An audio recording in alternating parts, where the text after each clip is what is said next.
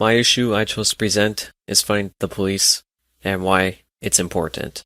Around a year ago, talk on the left started circulating of the idea of defunding the police. Unironically, this was the same time that many left-wing extremists started causing riots in thousands of cities around the US. Major cities have seen thousands of homicides due to BLM and Antifa riots. Many innocent civilians have been murdered by these rioters. There have been many videos and photos captured showing BLM and Antifa rioters committing the illegal acts of arson, looting, destruction, and violence. All this destruction has been predicted to cost insurance agencies $1 to $2 billion, hurting the economy more during the coronavirus. So how does the media report this? Many media outlets like CNN and MSNBC promoted these riots as acceptable. There are quote-unquote objective journalists like Don Lemon saying stuff like, when do protests need to be peaceful? And many articles published by the media declare that many protests are quote-unquote peaceful, even if they turn violent.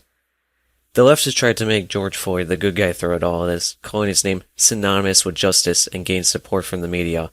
This couldn't be more from the truth, as he has been in jail 9 times over 10 years and charged with many different crimes, which include delivery of a controlled substance, 1997, 2 separate charges of theft, 1998, failure to identify, 2001, possession of a controlled substance, 2002, trespassing, 2003, another charge of delivery of a controlled substance, 2004, possession with intent to manufacture or distribute, 2005, and aggravated robbery with a deadly weapon, 2007, which included him breaking into a pregnant woman's house and holding a gun to her stomach as her own toddler watched. As we know now, at the time of his attempted arrest, Floyd had fentanyl and methamphetamine in his system, which is why he couldn't get into the car multiple times, saying he was claustrophobic. The media refuses to show that part on any televised program. We also know that a week prior to his attempted arrest, he had an overdose. George Floyd is the excuse that BLM uses whenever they hear a politician say something that disagrees with their worldview, or when a non-left-wing politician wins office, to go and riot around the country. Their real goal is to punish any person that disagrees with them by either rioting or demanding search requests, and then rioting even if they are met.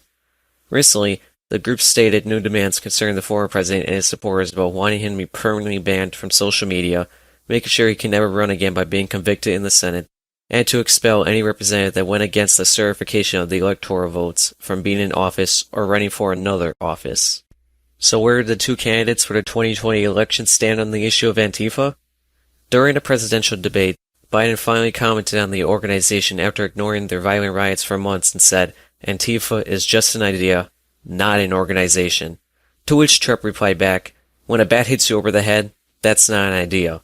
The reason Joe Biden can't condemn these groups is, as for months before, he tried to blame Trump for the extreme left-wing violence, like when in a speech he made in August of 2020, he said, fires are burning and we have a president who fans the flames rather than fighting the flames, ignoring the fact that many riots have rioters attacking innocent civilian Republicans or anyone who disagrees with them.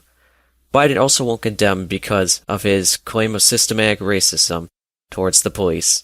If he condemns these groups, then he ought to acknowledge the fact that the police don't have a systematically racist system put in place. If you look at the Washington Post, they reported back in 2019 that in the whole year, only 14 unarmed black citizens were fatally shot, which is 63% of a decrease since 2015 of unarmed black citizens fatally shot, which disapproves of Biden's theory. Trump commented on BLM back in August of 2020 saying, so all of a sudden it's taking on this era great respectability? Well, how does it start there? It's a Marxist group that is not looking for good things for our country. What Trump is referring to when he says Marxist group is the BLM founder Patrisse Cullors, as she stated, we are trained Marxists when discussing her organization. There's a very simple solution to stop this terrorism. Simply allocate more money to the police all over the country. Now is the time, more than ever, to allow police to do their jobs properly. More funding will lead to more and better equipment and the ability to hire more police. Both of those factors will help take on these protesters head-on and prevent them before they can start. Once police departments get the money they need, America will see a significant decrease in riots, and a lot of people in major cities can start walking around without worrying about BLM and Antifa coming out of the corner of their eye to attack and rob them.